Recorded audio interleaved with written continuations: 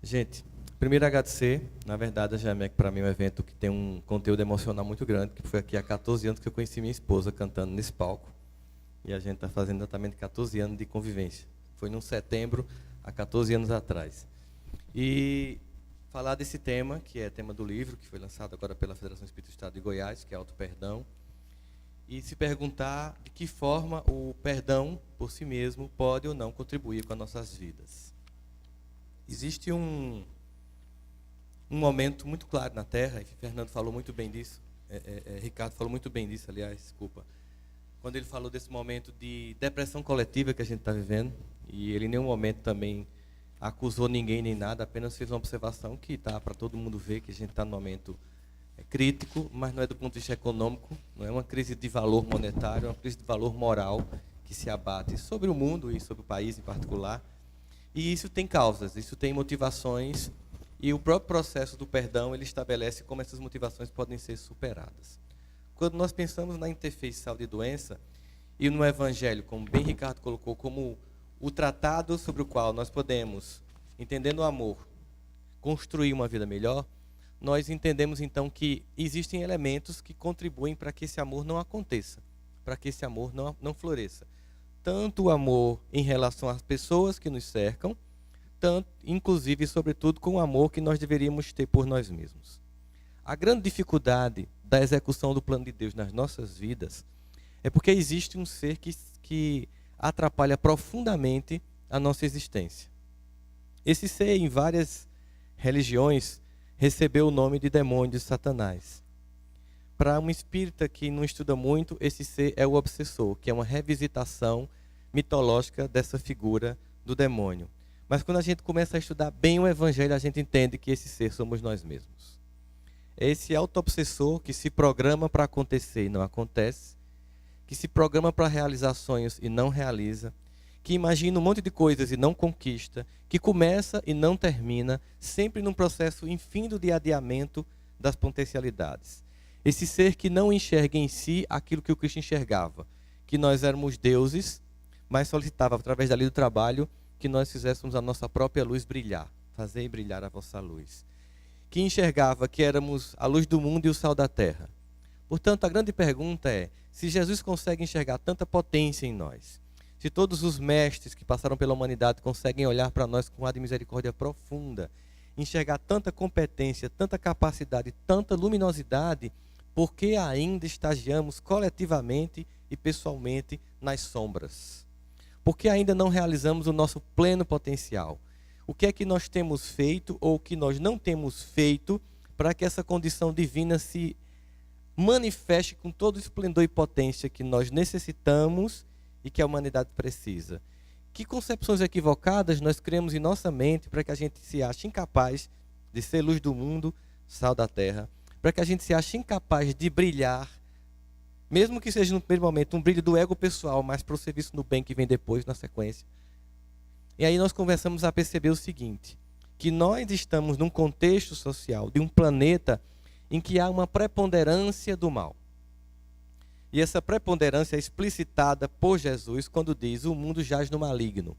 Ou seja, no plano em que nós nos encontramos, e na terceira revelação nós vamos ter detalhes disso, no plano em que nós nos encontramos, que é denominado de expiações e provas, há uma preponderância do equívoco, do mal. Geralmente quando a gente escuta isso, a gente tem uma visão maniqueísta, pessoal, do universo, e começa a imaginar que aquela visão maniqueísta que divide o mundo de bem e de mal, bem redondinho, desde a nossa infância, com He-Man, Esqueleto, Pipi e Frajola, Thundercats e Munra, e todos aqueles desenhos e filmezinhos que dividiam o mundo bem, assim, os bons e os ruins, nos dá uma sensação assim, o mundo jaz no maligno. E eu sou o bom, cercado do maligno. E essa visão é a primeira visão equivocada que faz com que a gente não acesse a consciência plena de si para se libertar do ego sombrio. Enquanto eu acreditar que o mal está lá fora, que a culpa é dos outros, dos pais, da criação, dos traumas, do ISIS, de qualquer coisa que eu seja, que eu projeto lá fora o mal, que estagia dentro de mim, eu não vou ter responsabilidade sobre a minha própria vida, eu não vou agir como um agente transformador de mim mesmo e vou continuar com desculpismos infantis, sendo sempre uma vítima que vai às religiões, aos evangelhos, aos passes, na busca de uma ajuda, sem nunca oferecer nada em troca, porque sou uma vítima que só tenho a chorar e reclamar, e busca apenas o hospital, jamais a oficina de trabalho, que é o único ponto de garantia de recuperação da minha saúde. Enquanto eu for apenas solicitar, eu vou ter, porque a misericórdia divina é infinita, como diz Isaías, e se renova todos os dias, porque como dizia Isaías, o profeta, todos os dias se renovam nossas iniquidades. Mas se em nenhum momento a gente parar de chorar, de acusar, de encontrar e de apontar lá fora as problemáticas, vamos continuar como um pedinte e mendigante do Evangelho, sem colaborar com Cristo que conta conosco nessa última hora grave da humanidade, para fazermos a diferença, transformando as nossas vidas e sendo aquele agente de transformação da vida dos demais. Sem candidatura a santo, sem candidatura a um novo Chico Xavier, uma nova Madre Teresa, mas agindo com lucidez sobre a própria vida e impressionando a vida do que nos cercam. E o que é que impede isso? E o que é que impede que toda essa potência aconteça? É se sentir menor. É se sentir incapaz de merecer o amor. Porque toda pessoa que tem autoestima baixa, e aí é muita gente, é uma pessoa que não acha que merece ser amada. Ela não acha que merece ser amada porque certamente criou algum modelo infantil de perfeição de si, de ego, de que só poderia ser amada se fosse de tal jeito, tivesse tal inteligência, tivesse tal nível de beleza, tal nível de cultura e tal nível de evolução. E a sociedade patológica, percebendo aí uma possibilidade muito grande de manipulação do indivíduo, reforça essa identidade de inferioridade, nos dando uma sensação de menos-valia, de menos importância, de menos competência, para que a gente se sinta fraco, vazio, impotente e não haja. Porque hoje, com o avanço da mensagem do Cristo há mais de 2.000 anos da Terra, é muito difícil convencer parte significativa da humanidade a fazer o mal. Na verdade, o mal é praticado por uma parcela pequena dos seres humanos aqui encarnados no planeta. Se nós formos observar, são poucos os que fazem o mal, mas a multidão dos omissos é tão grande que facilita o trabalho do mal. E a omissão é justamente essa condição de nem ser bom o suficiente para fazer o bem, nem ser mal o suficiente para querer fazer plenamente o mal. E Jesus nos convida então para sairmos desse ponto que é o ponto da indecisão. É o ponto de estar em cima do muro. Ele dizia claramente, que seja o teu sim, sim, que seja teu não, não. E tudo que vem depois disso é obra do maligno. Ou seja, é preciso clareza. E no Apocalipse de João, há uma frase que realmente ela nos chama a atenção, especialmente nos dias de hoje, do mundo, não é do Brasil, mas do mundo, para nós que somos os trabalhadores da última hora, chamados por Jesus. Nós não estamos aqui sentados hoje à toa. Que diz assim, porque não és nem quente, nem frio, hei de vomitar-te. Olha a frase. Porque não és nem quente, nem frio, hei de vomitar-te. Talvez inspirado nessa passagem, quando Dante Alighieri vai escrever a Divina Comédia, e chega com Homero no inferno, e antes de entrar, diz assim para ele, aqui, no inferno, os lugares mais quentes estão reservados para aqueles que se mantiveram neutros em tempo de crise. A força da expressão, juntada com a proposta que João apresenta no Apocalipse, aqui os lugares mais quentes estão reservados para aqueles que se mantiveram neutros em tempos de crise. Eu me perguntaria então, o que seria neutralidade em tempo de crise? Eu ousaria dizer, a neutralidade em tempo de crise e angústia da humanidade é receber uma mensagem redentora, balsâmica e transformadora e ficar num ego infantil de sofrimento, chorando como se fosse a última vítima do universo, quando a multidão da humanidade sofre e tsunamis morais arrastam milhões de almas e com a nossa indiferença de um ego doído, ficamos sem querer levantar para ajudar os demais. É neutralidade. É depois de tanto evangelho ao longo de mais de 2.000 anos, encarnações sucessivas, equivocadas, mas agora recebendo uma mensagem lúcida que não deixa espaço para alienação, para fundamentalismo, continuar na condição de vítima, achar que apenas os problemas meus ou os dos meus são a minha responsabilidade diante de um mundo que chora e que grita. E basta ver a TV, e basta receber as imagens que a gente recebe de milhões de almas tentando sobreviver a uma guerra absurda em que crianças cristãs são vendidas para prostituição sexual pelo Estado Islâmico, coisas que nos chocam, mas que como espíritas sabemos que fazem parte de um processo de uma terra que regurgita para que o novo aconteça. E nós não podemos apenas assistir. E nós não podemos apenas curtir no Facebook. E nós não podemos repostar no Instagram.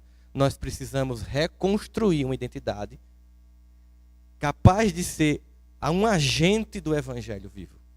Quando Jesus nos solicita ir por todo o mundo e pregai o Evangelho em toda criatura, não é como alguns irmãos nossos pensam.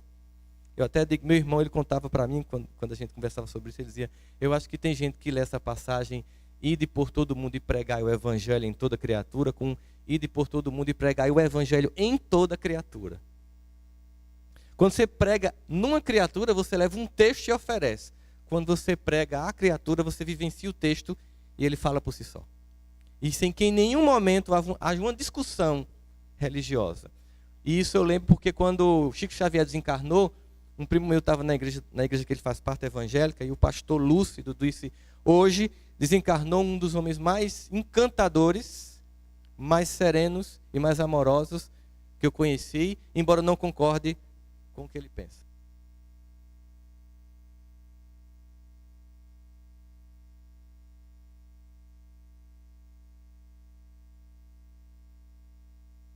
Oi? Valeu.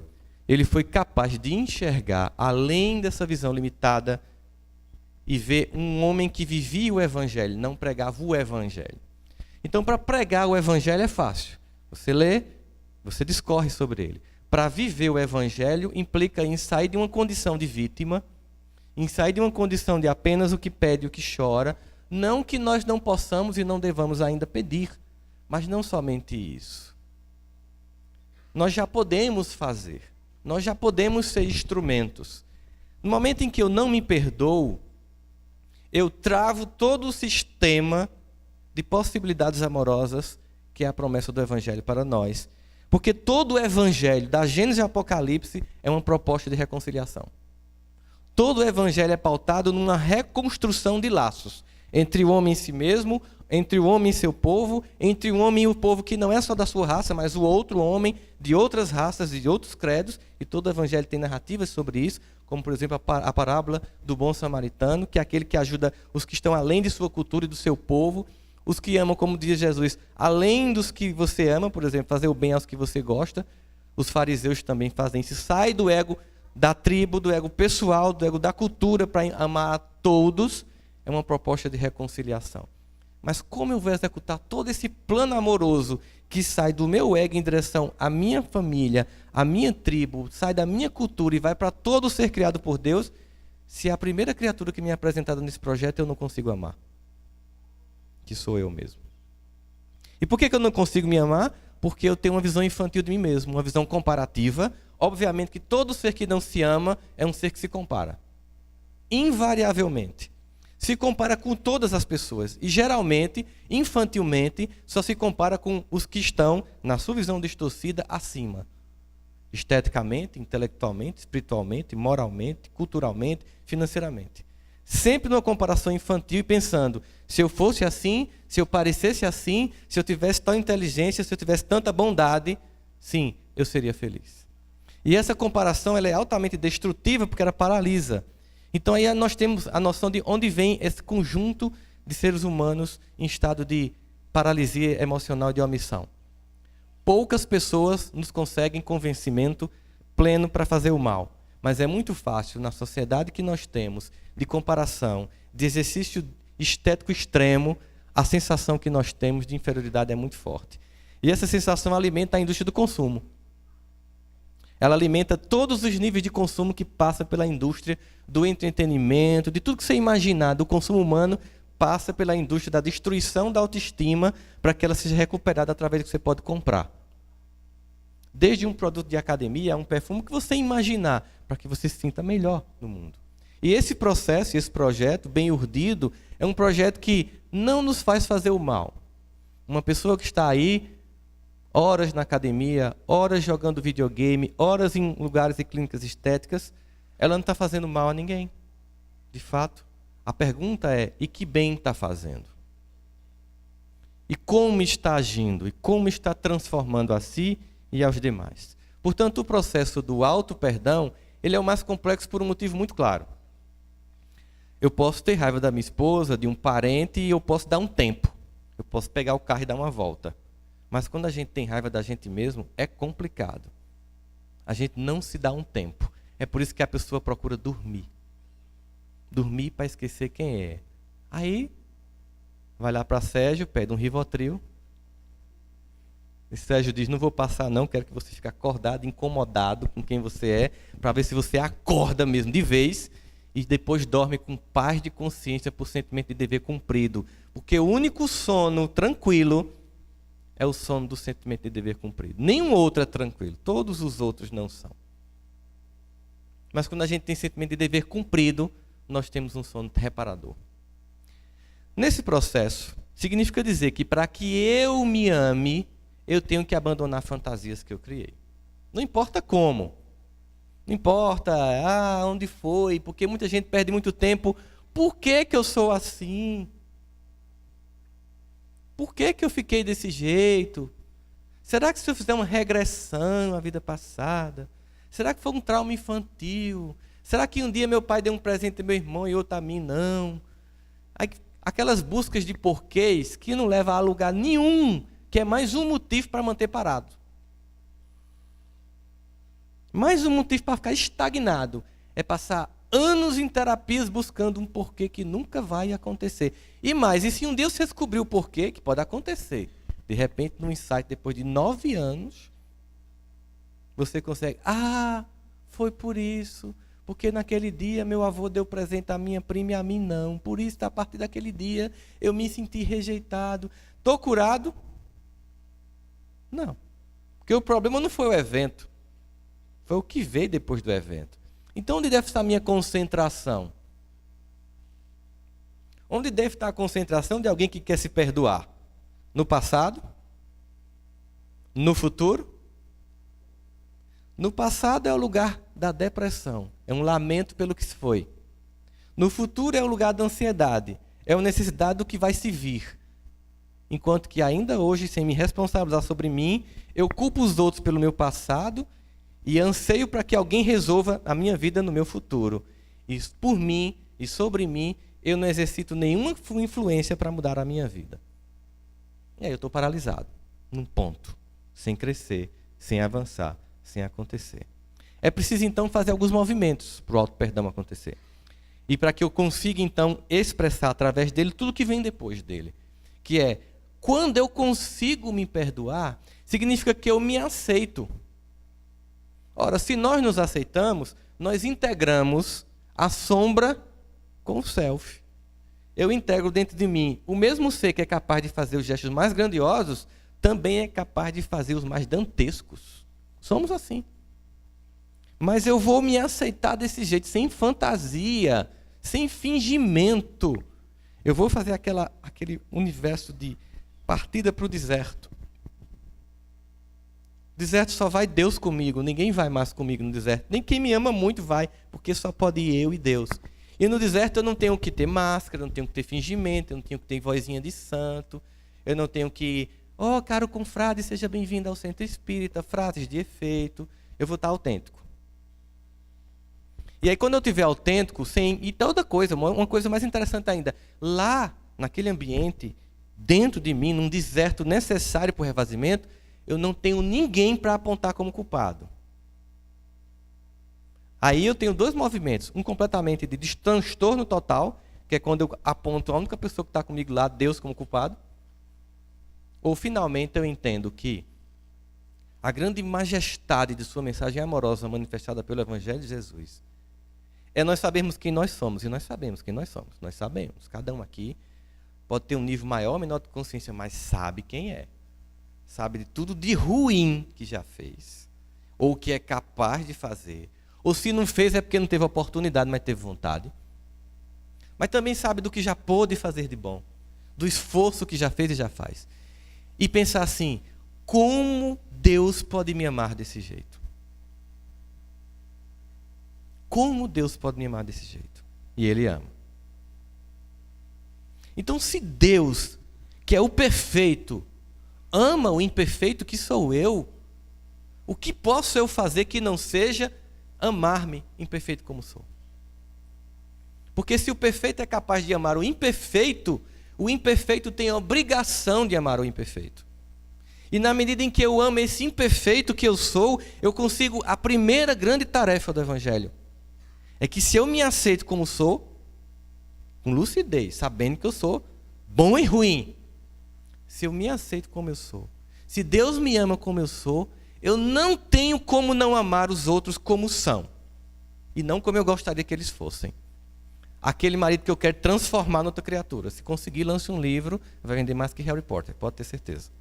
Aquela mulher que eu quero transformar em outra criatura. Se eu posso me amar como eu sou e devo, eu tenho o dever de amar todos como são. E aí para de ter fantasias nas relações. Eu não vou mais fantasiar. Eu vou me relacionar com as pessoas como elas são.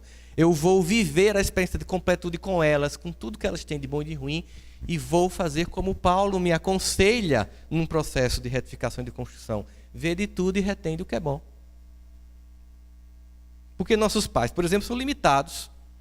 Tem tanta grandeza, mas também tem lados equivocados. Vamos reter o que é bom e ser melhor que eles. Porque o desejo de um pai e de uma mãe que ama é que os filhos sejam melhor que eles em tudo. É que a constelação, numa PG, numa progressão geométrica familiar, vá transformando-se em indivíduos cada vez mais lindos, inteligentes, capazes, bons e luminosos. É isso, no fundo, que a família quer. É isso, no fundo, que nós queremos. Mas, para isso, eu preciso me aceitar. E, para me aceitar, me amar como eu sou, eu preciso fazer, então, depois desse encontro com Jesus, representando Deus, como disse Ricardo, nesse universo, nesse deserto, que ele vai me encontrar lá, e que ele vai para encontrar o próprio Deus para começar a sua tarefa simbolicamente, é o momento em que, quando eu voltar, eu não vou mais me comparar. A única criatura com a qual eu posso me comparar, porque sobre ela eu posso executar alguma transformação, é comigo mesmo. Há 10 anos, como e onde eu estava, daqui a 10 anos, onde eu quero estar. E como estou hoje. A única pessoa com a qual eu posso me comparar sou eu mesmo, porque somente através da comparação comigo mesmo é que eu posso executar mudança. Eu não posso mudar através da comparação com os outros. Com os outros, eu tenho 2 movimentos. Um completamente infantil e um completamente maduro. O infantil é invejoso, o maduro é inspirador. Ou eu invejo quem está à frente, ou me inspiro em quem está à frente. Se eu invejo, eu me magoo, porque eu vejo o percurso do outro e lamento pelo que ele conseguiu.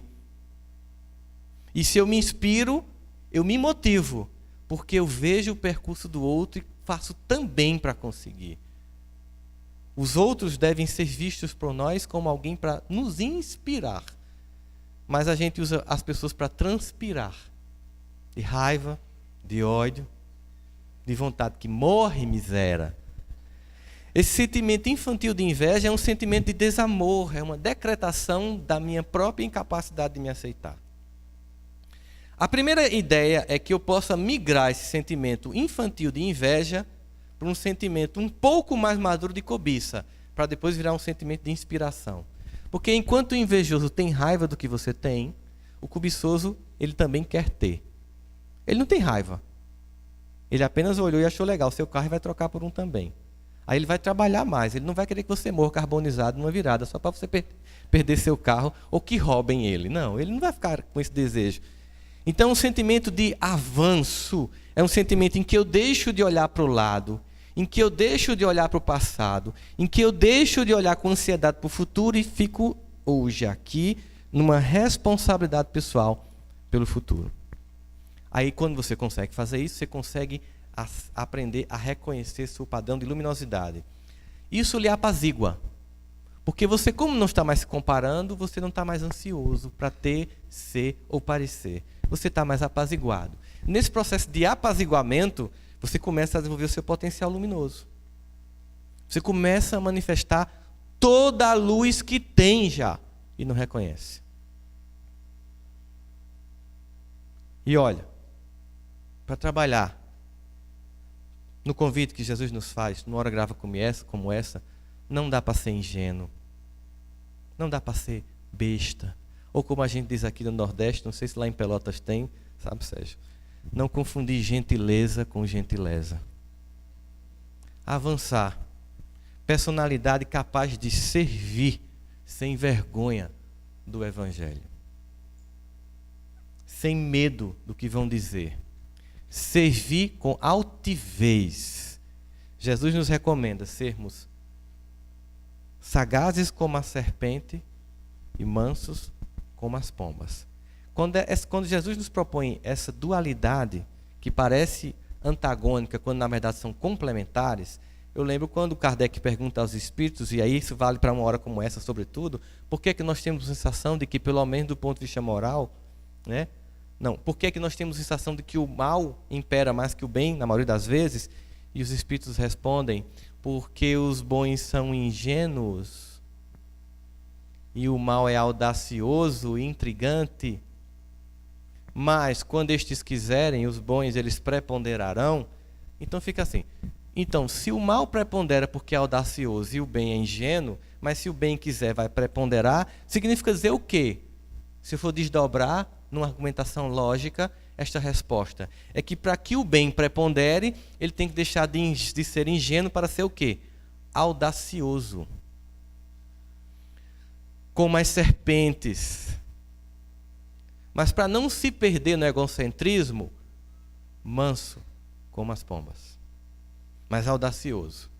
E foi atrás dessa audácia, foi atrás dessa excelência da vivência prática do Evangelho que Jesus encontrou um personagem em Damasco chamado Saulo. Saulo representava um símbolo indelével do poder da mensagem do Evangelho, porque ele conseguiu naquele momento encontrar um homem que tinha uma competência por sua altivez de fazer uma missão extremamente importante, que era tirar o Evangelho da Judeia e levar para todas as criaturas.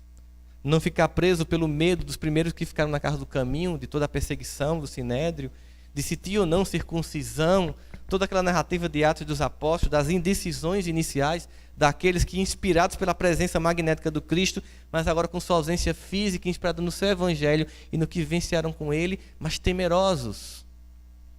Era preciso alguém com audácia, com coragem. E também tinha que ser alguém cuja transformação fosse simbólica, mas de um simbolismo tão absurdo que seria arrebatador. Então tinha que ser aquele homem tão capaz, mas tão equivocado. Porque no momento em que Saulo se converte ao Evangelho de Jesus, o maior algoz e o primeiro algoz do cristianismo, Saulo, é convertido, depois de ter provocado a morte do primeiro mártir do cristianismo, mostrando o poder transformador do Evangelho de Jesus, quando a gente se deixa, porque Saulo deixou. E sabe por que Saulo deixou? Porque Saulo se perdoou. Se ele não tivesse perdoado, ele tinha voltado ali de Damasco, envergonhado por ter conhecido Jesus. Vamos observar o movimento de auto-perdão instantâneo de Paulo na cena em que ele se encontra com Jesus em Damasco. Saulo era... Como é que a gente chama Saulo quando a gente está estudando Saulo, Paulo e Estevão? Ele era um perseguidor de cristãos, não é assim? Palavra linda para dizer o que na verdade não é a verdade. É porque a gente gosta de ser caridoso, como Chico Xavier chamava as prostitutas, as nossas irmãs que vendem as forças sexuais da alma. Fica mais bonito, né? Em vez de você dizer que o cabo levou um chifre, você diz que ele foi obliterado momentaneamente do contrato afetivo. Não fica mais bonitinho? Fica mais doce, mais suave. Então Saulo não era um perseguidor, Saulo era um assassino. Saulo era uma pessoa que não se preocupava com seu povo. Saulo era arrogante. Nunca ninguém veio. Saulo está reunido com o Sinédrio para tentar fazer uma revolução e libertar a Judéia de Roma e seu povo da escravidão. Não. Mas Saulo acreditava no que fazia. Saulo foi discípulo de Gamaliel, o mais lúcido e amoroso dos interpretadores da Torá. Estudou com ele a vida inteira. Passou a vida inteira, desde o Bar Mitzvah, aos 12 anos, quando ele começou a decorar o Pentateuco da Torá. Passou a vida inteira esperando o Messias. O Messias veio e ele não reconheceu. Finalmente ele se encontra com esse homem em Damasco. E esse homem pergunta: por que me persegues? E cai a ficha, para quem é da minha época aqui que usava ficha no orelhão. E cai a ficha. de que aquele homem que ele passou a vida inteira buscando, ele estava matando quem já tinha percebido e encontrado ele. Ele, na sua cegueira mental, não estava percebendo isso. O primeiro movimento de um ser que se culpa, de um ser que gosta de dar uma de vítima, porque vítima ninguém cobra de vítima.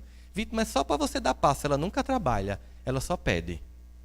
Então é bom demais ser vítima, é muito confortável, aspas, ser vítima. O primeiro movimento de uma vítima diante dessa constatação de que estava fazendo equivocado era dizer assim: eu não mereço sua presença.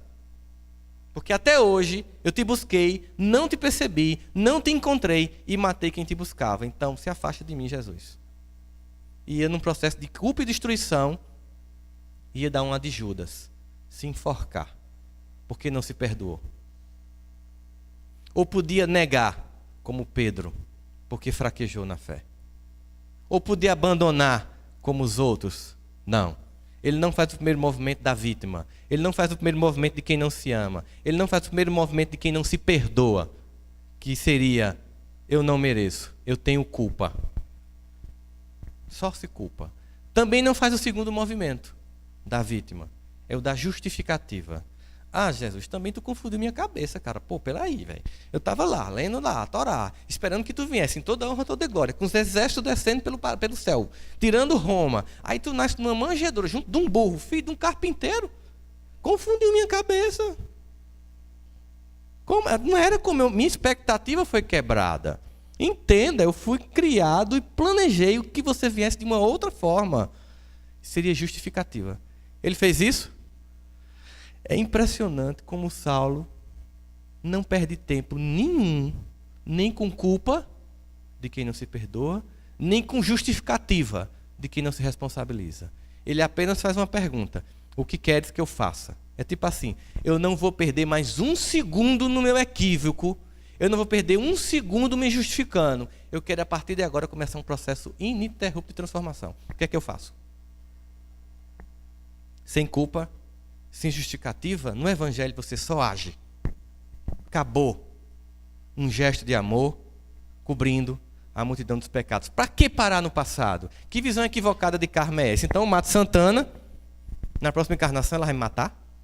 Está precisando estudar mais Jesus. Eu mato Santana, na próxima encarnação ela vai nascer como minha esposa ou filha. Seria um privilégio. Porque eu vou ter que amá-la para recuperar o que eu fiz. Agora, se eu não amar de novo, aí é que a dor começa. Mas o primeiro movimento é de nos ser ofertada a possibilidade de resgate. E Paulo aceita. E aí ele faz: que queres que eu faça? E não tem a resposta mágica que muita gente quer quando vai a uma cartomante. Não case, minha filha, case. Faça uma macumba, bote a foto na boca de um sapo. Aquelas coisas bem ridículas que as pessoas acreditam. Não existe uma respostinha pronta que quem vai pedir auxílio no centro, numa reunião mediúnica, quer. Que depois venha uma receita dos espíritos de como você agir. E geralmente vem: eles pediram para você praticar mais o Evangelho. As pessoas fazem só. Olha só. Praticar mais o Evangelho. Só? Bem, Paulo podia ter ouvido uma receita de bolo. Já que você perguntou, Saulo, eu queria que você mudasse seu nome para Paulo. Porque Saulo é muito judeu, Paulo é mais greco-romano, helênico, cosmopolita, e eu tenho um plano para você, assim, mais, sabe, Chief Executive Office. Você vai fundar franquias do cristianismo em vários lugares. Vão ser chamadas de igrejas, você vai em várias cidades fundar essas igrejas, você vai manter uma comunicação por carta com essas igrejas, porque não tem WhatsApp ainda, nem e-mail. E você vai usar o lombinho do burro para ir e para voltar, para manter uma doutrina sã. Porque quando você sair da igreja, a sua personalidade inspiradora vai se afastar e as pessoas vão distorcer. Aí você vai ter que voltar e ter contato para manter uma orientação.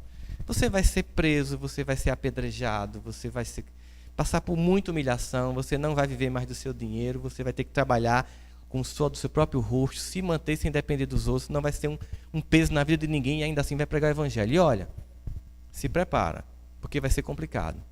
As viagens que vocês vão fazer, 4, norte da África, sul da Europa, Oriente Médio, se prepare, vai ter dor. E finalmente um dia você vai chegar numa cidade que você já tinha visitado, já foi preso nela, mas da segunda vez em Roma vai ter um carinha chamado Nero, vai ter um surto psicótico. E como o Sérgio não vai estar para medicar, ele vai tocar fogo na cidade. E ele vai fazer o que muita gente num país futuro chamado Brasil vai fazer quando o Ibope cair dele, quando a cidade for queimada, vai culpar o outro. E esse outro que vai estar lá vai ser você, que vai ser o maior representante do cristianismo. Ele vai então lhe prender, você vai perceber o que acontecerá com você, o que aconteceu comigo. Muitos vão lhe negar, muitos vão lhe abandonar e apenas alguns vão continuar com você. No meu caso foi João, minha mãe e Maria de Madalena, lá na crucificação, porque o resto fugiu e negou e outro se matou. Mas fique tranquilo, é assim mesmo, é só para começar. Aí quando você estiver lá, bem tranquilo, se despedindo para Timóteo, numa carta que você vai lamentar quem lhe abandonou, mas agradecer, porque Timóteo ficou, no final da carta um soldado vem e decapita a sua cabeça. Topa? Jesus, foi bom demais te conhecer, cara, tu é o cara, mas eu vou ali voltando. Se eu for fiel no pouco, eu sou fiel no muito. Por isso que a única coisa foi dita, entra na cidade. Porque a partir dali, se Paulo manifestasse a capacidade, Jesus iria capacitar cada vez mais.